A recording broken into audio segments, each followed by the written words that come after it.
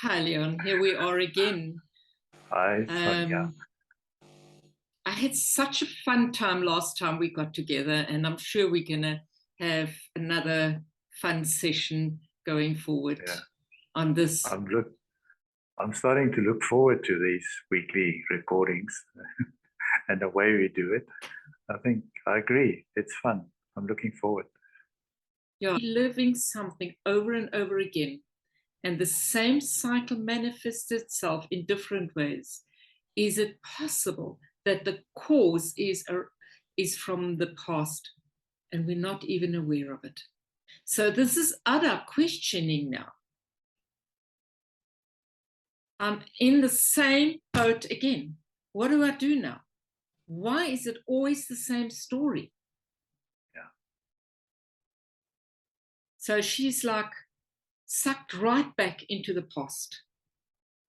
And when you suck back into that, that's the only thing you can think of.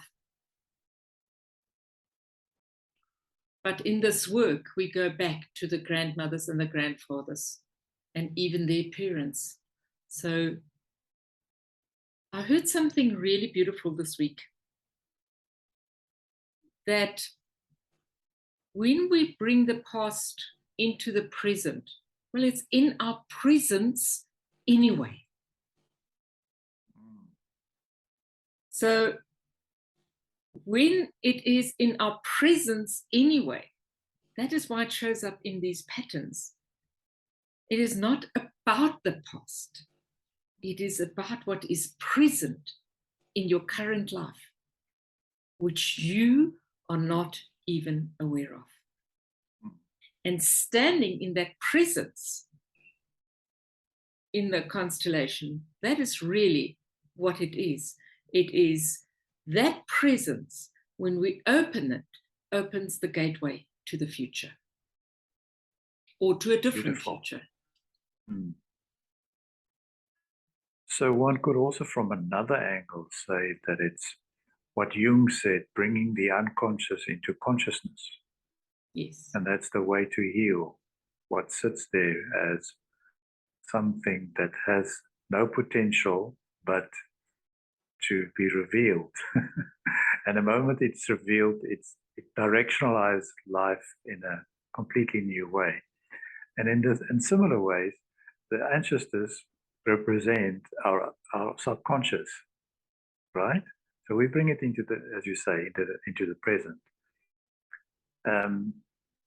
From a consciousness perspective, we are always in present, whether we notice it or not. And it's so good to go through the series and notice how buttons get pushed and then brings us into presence, either through a painful experience, but it brings us to the awareness of the moment. And that painful montage about Ada's past is very indicative, very, very telling of what she has gone through. When she then asked the story, why is it always the same old story? Why is it always the same? So that awareness of the patterns in our life then wakes us up to do something about it. Absolutely. So in the last episode that we recorded, I spoke about Zamat giving tasks to be completed. And the task he gives Layla is to light candles for the grandmother, to honor her. And he says to her, if you honor her, you will live in abundance and plenty.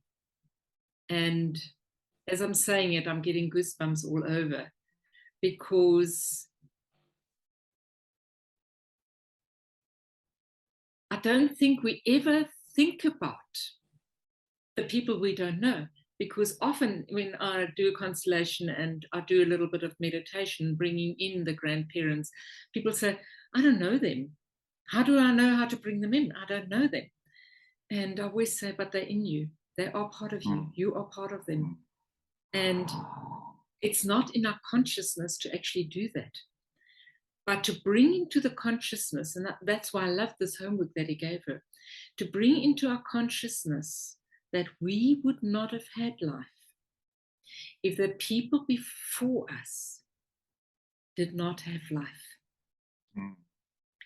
So what is key in this series is the grandmother is the one who passes away or is thrown overboard. So obviously the grandfather made it, and that's where the descendancy is.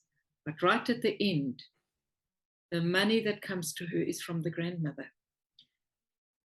So if you honor her, you will live in abundance and plenty. And so she's so, Leila's so innocent. I will do everything by the book. So she does it. And I think it's so beautiful. And she does it with such reverence to light the candles and to just honor her grandmother. And I think I want to also focus more on giving honoring tasks for the grandparents that have passed. Obviously, it needs to be related to the story and to the person as it is. But yes, I think just sitting here and having so much negatives about my parents and about my life and about my traumas and all that, and then saying, hang on, my grandparents had traumas, they had bad lives, and yet they aren't part of it. And so for me, it's almost an honor to honor them, because it's almost a way of honoring myself. That's how I feel about it. Exactly. So as you speak, for me also to add a bit to that, so beautiful that the best way to light a candle for my grandparents is to actually live my life fully in honor of them. Yes. And I think we often forget it because we get swamped with our challenges and our problems and whatever, that we don't think in those terms. And yet, when we think of our lives as a candle, as an inspiration to them that made it possible for us to be here, then there's another quality that opens up to our life. There's a richness to it. There's a purpose to it. There's a meaning to it.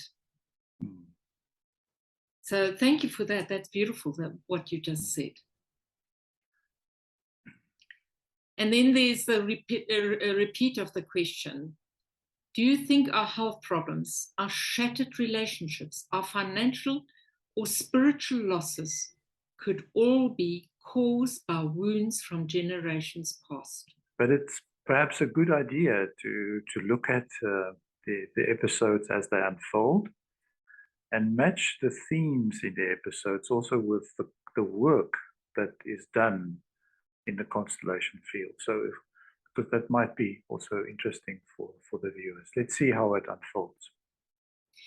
I think I want to invite the viewers to leave their comments, ask questions, and then we can maybe get to those questions at some time. We can do a Q&A on the questions that the viewers leave for us.